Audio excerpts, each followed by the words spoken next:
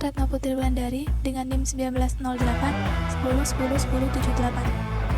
Perkenalkan, nama saya Retno Bulan dengan NIM 1908 10 10 10 19. Nama saya Safana Alim Kamila, NIM 1908 10 10 11 12. Saya Saradila Amelia dengan NIM 1908 10 10 11 52. Perkenalkan, saya Selvi Morina, NIM 1908 10 10 10 dari Kelas. Assalamualaikum warahmatullahi wabarakatuh. Perkenalkan, nama saya Sasana Kolbitsani, NIM 1908 1041. Nama saya Chanel Verda, NIM 1908 10 10 11 24. Saya di sini akan menjelaskan tentang kepailitan. Apa kepailitan itu? Kepailitan ialah sifat umum atas semua kekayaan debitur pailit yang pengurusan dan pembayarannya dilakukan oleh kurator di bawah pengawasan hakim pengawas sebagaimana diatur dalam undang-undang yang telah ditetapkan. Pailit dan kepailitan. Pailit sendiri adalah keadaan merugi. Apa saja yang ada dalam keadaan merugi tersebut? Yaitu yang pertama ada debitur, yang kedua permohonan kreditur, yang ketiga dengan putusan pengadilan, keempat atas permintaan kejaksaan untuk kepentingan umum, yang kelima bila debitur bank permohonan pailit hanya dapat diajukan oleh Bank Indonesia, yang keenam bila debitur perusahaan efek, bursa efek, lembaga clearing dan penjamin, lembaga penyimpanan dan penyelesaian, permohonan pailit hanya dapat diajukan oleh Badan Pengawas Pasar Modal. Yang ketujuh, bila debitur perusahaan asuransi, perusahaan reasuransi, dana pensiun atau BUMN yang bergerak di bidang kepentingan publik, permohonan pernyataan pailit hanya dapat diajukan oleh Menteri Keuangan. Apa saja syarat perusahaan dinyatakan pailit? Pertama, debitur memiliki lebih dari satu hutang. Yang kedua, minimal satu hutang telah jatuh tempo. Yang ketiga, permohonan pailit diajukan oleh pihak berwenang. Sejarah dan dasar hukum kepailitan.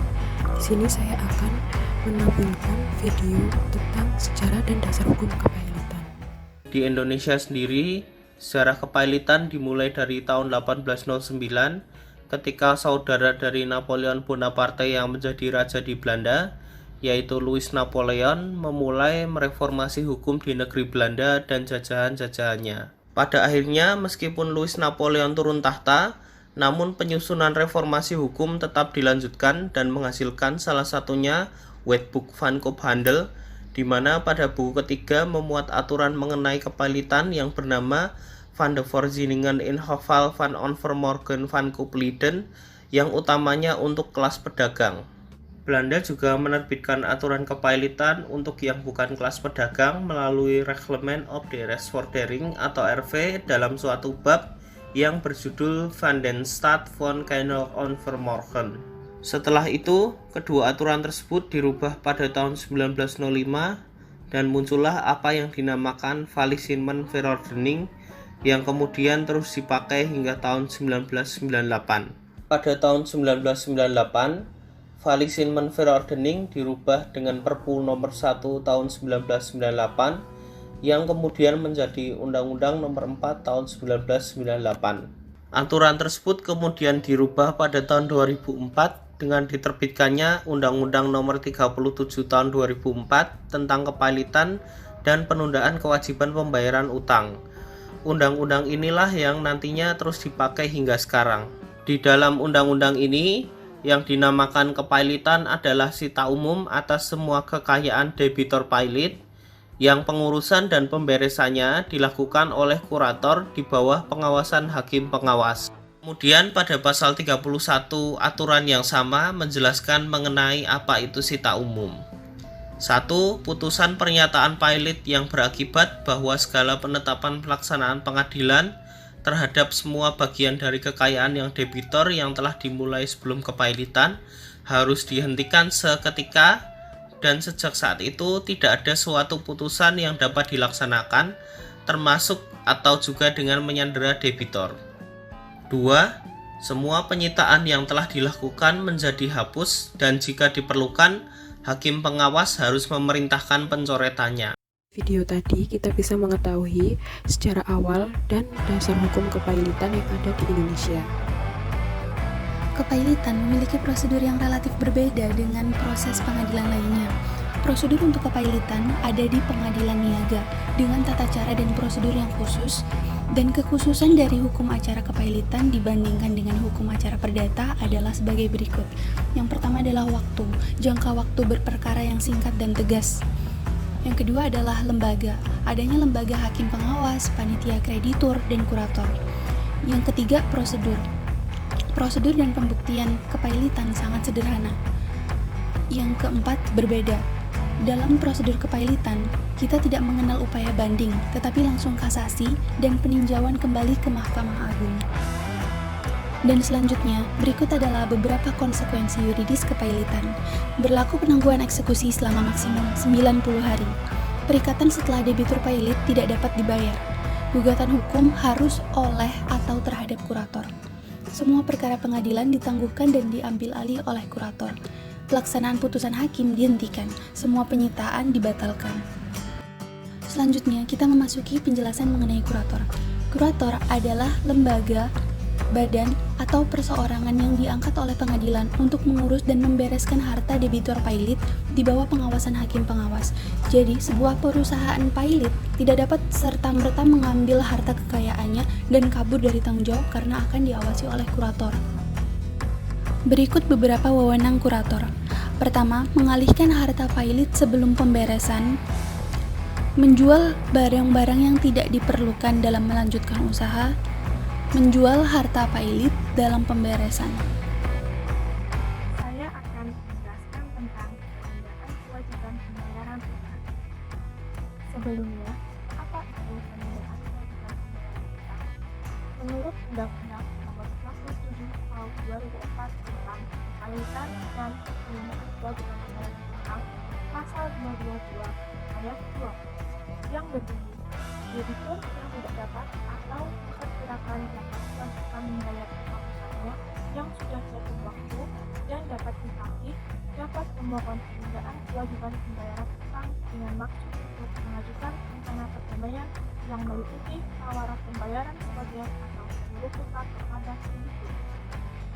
Dengan demikian, dapat dikatakan bahwa penundaan kewajiban pembayaran utang yaitu periode waktu yang diberikan putusan pengadilan niaga yang mana selama periode waktu tersebut, kreditur dan debitur diberi kesempatan untuk memusyawarahkan cara-cara pembayaran utangnya dengan memberikan rencana pembayaran terhadap utangnya. Sebenarnya, apa maksud dan tujuan PKPU ini? Maksud yang pertama yaitu debitur menginginkan utangnya direstrukturisasi.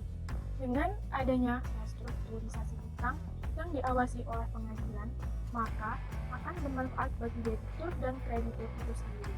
Bagi debitur, persetujuan restrukturisasi utang tidak memerlukan persetujuan semua kreditur, namun cukup sebagian besar dari kreditur yang hadir dalam rapat kreditur. Sedangkan bagi kreditur, tentunya juga bermanfaat karena pelaksanaan restrukturisasi utang diawasi oleh pengadilan. Maksud yang kedua yaitu sebagai upaya melawan kepailitan. Debitur yang mengajukan PKPU sebenarnya terpaksa melakukannya untuk mencegah kepailitan. Ketika debitur mendapat pengajuan pailit oleh para krediturnya, maka jika debitur mengajukan PKPU, dalam hal ini, hakim harus mengabulkan PKPU untuk sementara jangka waktu paling lama 45 hari dan permohonan pailit oleh kreditur dinyatakan kabul. Setelah berakhirnya masa PKPU sementara, namun dalam masa itu PKPU tidak diterima dalam voting kreditur yang hadir, maka debitur dinyatakan pailit. Selanjutnya adalah tahapan proses PKPU, yaitu PKPU sementara. Dalam PKPU sementara ini, jika pengajuan PKPU telah memenuhi syarat, maka pengadilan dapat segera memutuskan permohonan dengan PKPU sementara. Hasil PKPU sementara berlaku maksimal 45 hari sejak putusan. Kemudian, debitur menyiapkan rencana perdamaian terkait restrukturisasi utang kepada kreditur yang selanjutnya akan disepakati oleh kreditur melalui voting terkait rencana perdamaian tersebut. Yang selanjutnya adalah PKPU tetap. PKPU tetap dapat diajukan debitur untuk memperoleh perpanjangan waktu dalam menyusun rencana perdamaian kepada kreditur.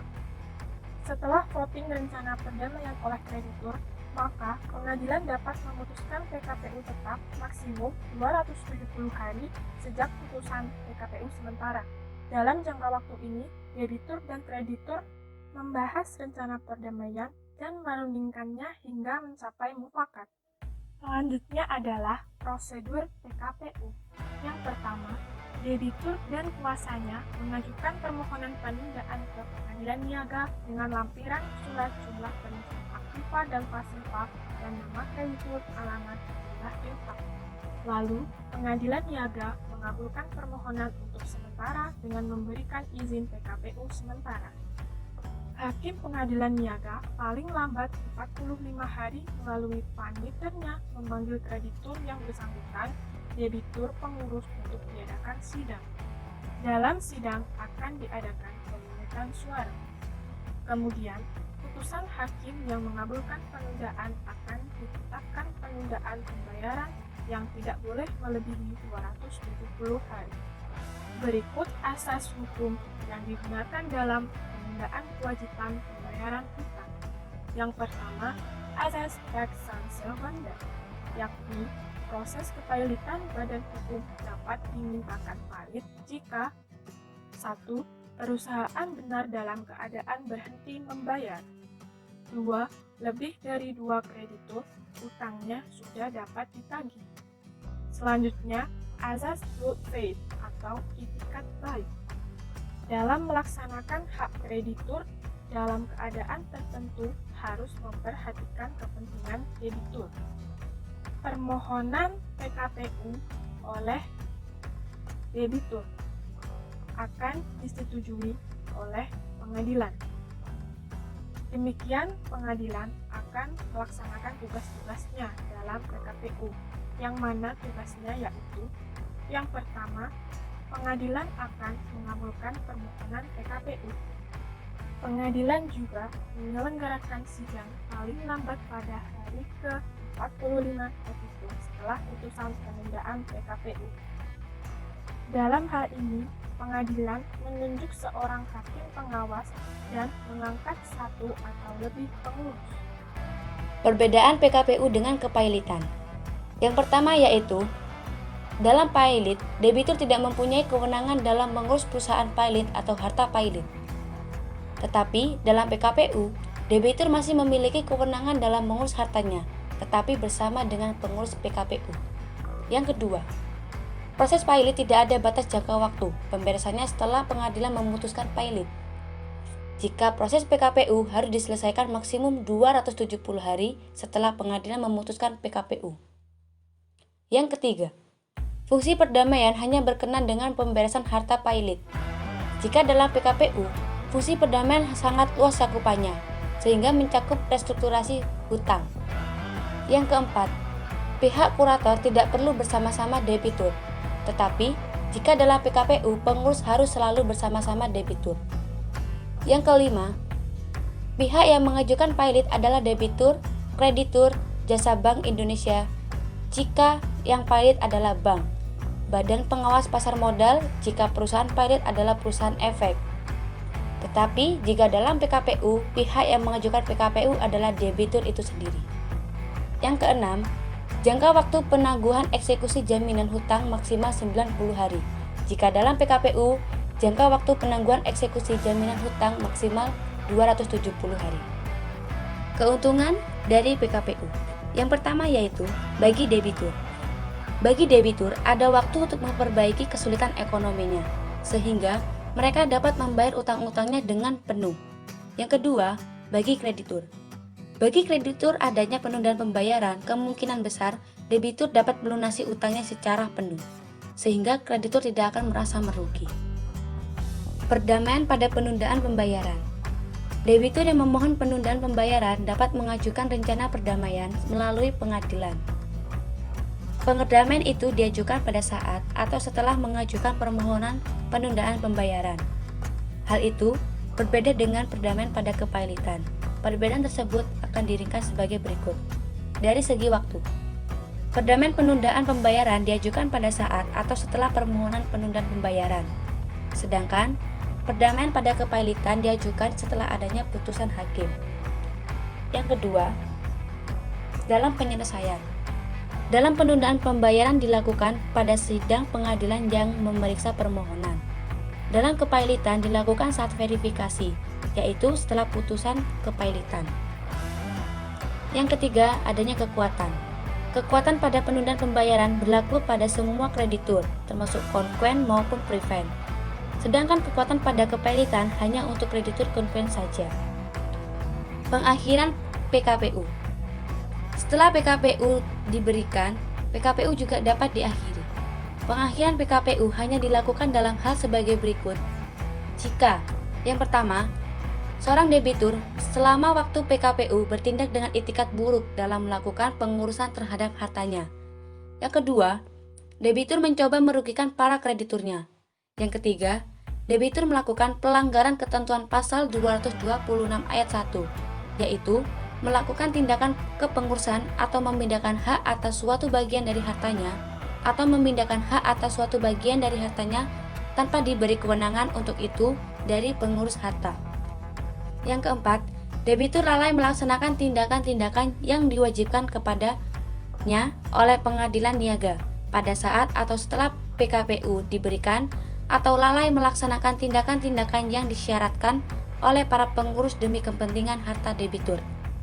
Yang kelima, selama waktu penundaan kewajiban pembayaran utang, keadaan harta debitur ternyata tidak lagi memungkinkan penundaan kewajiban pembayaran utang dilanjutkan, atau keadaan debitur tidak dapat diharapkan untuk memenuhi kewajibannya terhadap para kreditur pada waktunya.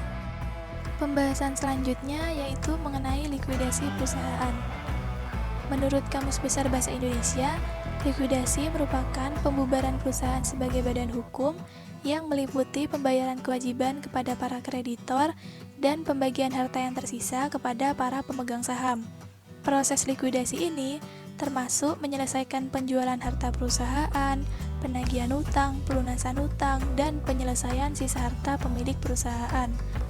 Suatu perusahaan yang berbadan hukum memiliki arti perpetual dan immortal, yang berarti keberadaannya itu berlangsung terus dan tidak terpengaruh oleh pergantian kepengurusan.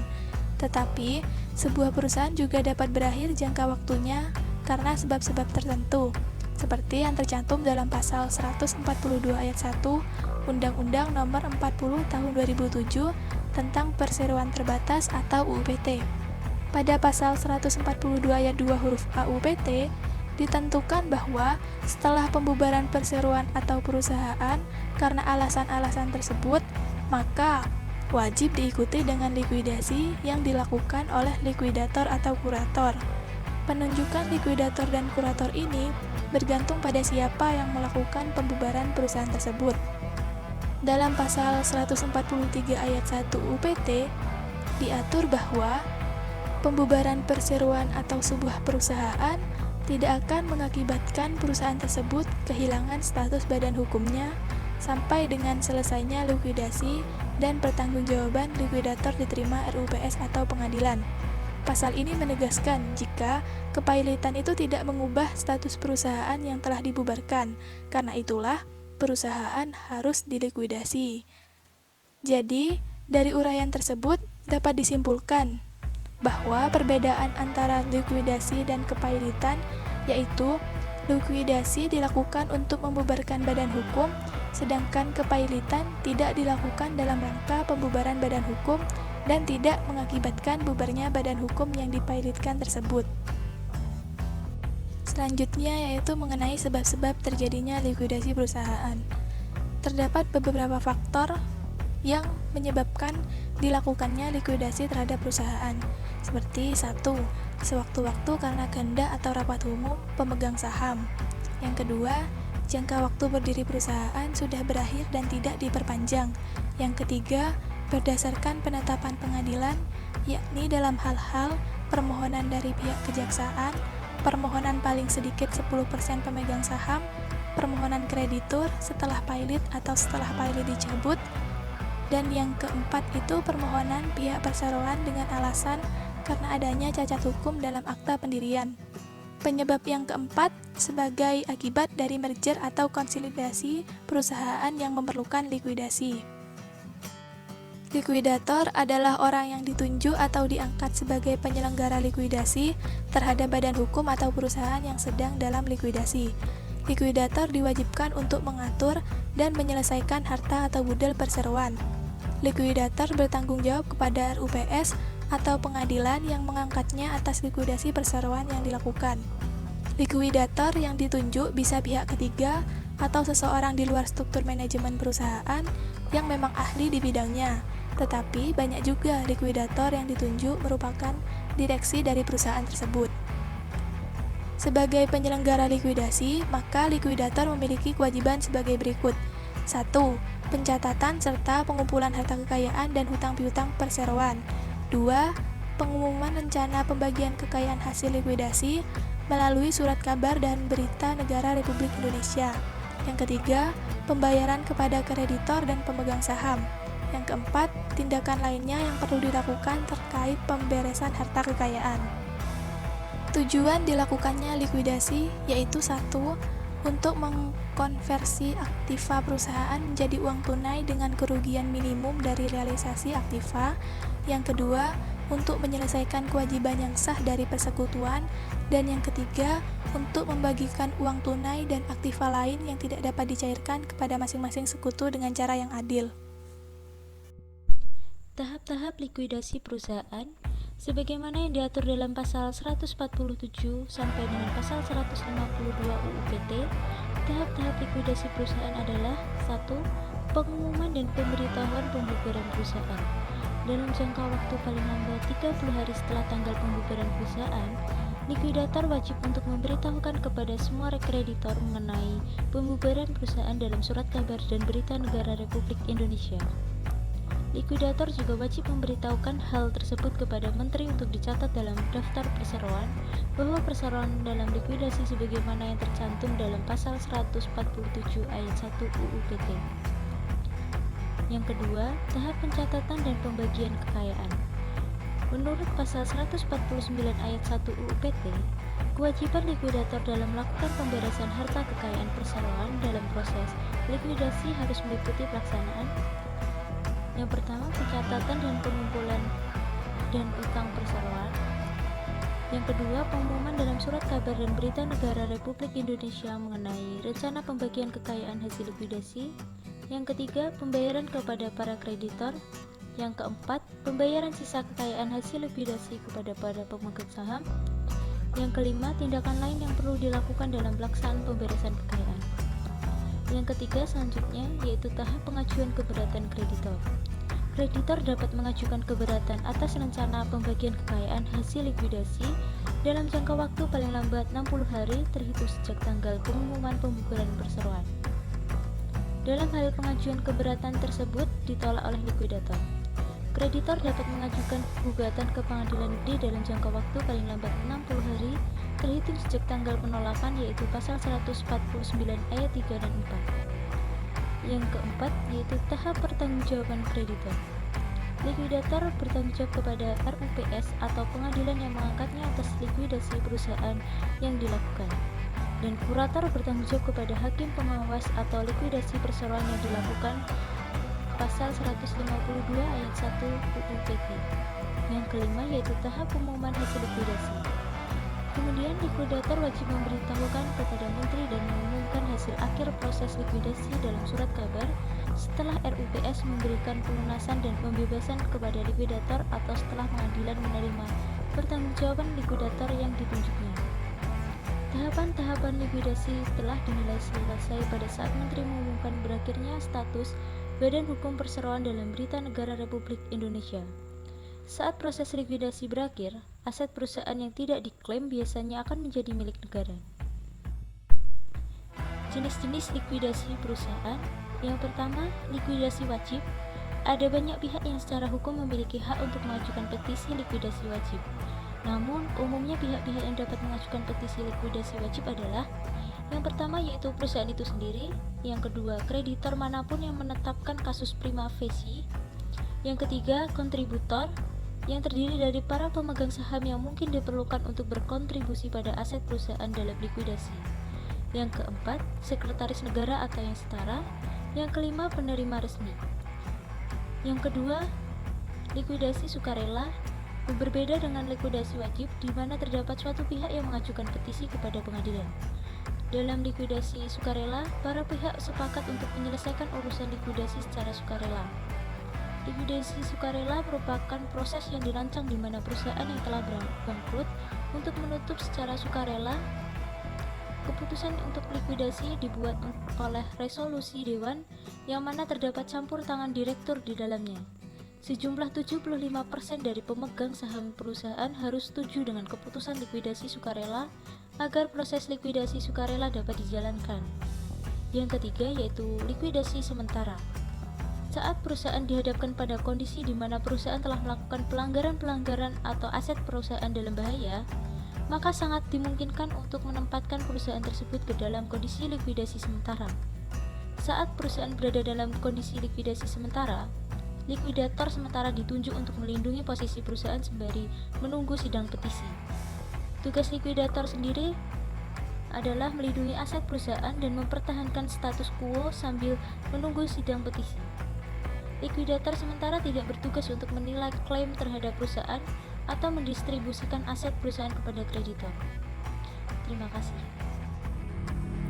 Contoh studi kasus mengenai kepailitan pernah terjadi pada PT Asuransi Jiwa Bumi Asijaya. Pada awalnya, PT Asuransi Jiwa Bumi Asijaya mengalami penurunan rasio kesehatan keuangan atau solvabilitas yang berasal dari laporan keuangan tahun 2007. Penurunan rasio kesehatan keuangan ini melanggar ketentuan pasal 2 ayat 1 Keputusan Kementerian Keuangan yang mana berisi tentang kesehatan keuangan perusahaan asuransi dan perusahaan reasuransi. Namun, setelah 1 tahun, PT Asuransi Jiwa Bumi Asijaya masih tidak mampu untuk memenuhi tingkat solvabilitasnya, sehingga sanksi pembatalan kegiatan usaha pun dikeluarkan oleh Bapepam LK. Setelah pengawasan dan pengaturan berpindah kepada OJK, Dewan Komisioner OJK akhirnya mengajukan permohonan gugatan pailit terhadap PT Asuransi Jiwa Bumi Asijaya ke Pengadilan Niaga Jakarta Pusat karena besarnya saldo utang perusahaan ini kepada pemegang polis dengan jumlah peserta sebanyak 9.205,18 per Juni 2013. Kemudian, berdasarkan putusan Mahkamah Agung, PT Asuransi Jiwa Bumi Asijaya dinyatakan pailit dan diangkatnya Raymond Bonggart Pardede sebagai kurator untuk melakukan pemberesan harta pailit. Kemudian sekitar bulan Mei hingga Juni 2016, Direktur dan Komisaris PT Asuransi Jiwa Bumi Asijaya melakukan penarikan uang dengan cara tarik tunai dari rekening perusahaan tanpa sepengetahuan para kurator. Sehingga PT Asuransi Jiwa Bumi Asijaya wajib bertanggung jawab kepada pihak yang dirugikan sampai kepada harta pribadi. Karena perusahaan telah melakukan kelalaian antara lain yaitu kesehatan keuangan yang mengalami penurunan terus-menerus hingga adanya tindak pidana pencucian uang dari organ perusahaan dan curator sehingga terjadi kepailitan yang menyebabkan kerugian para pihak.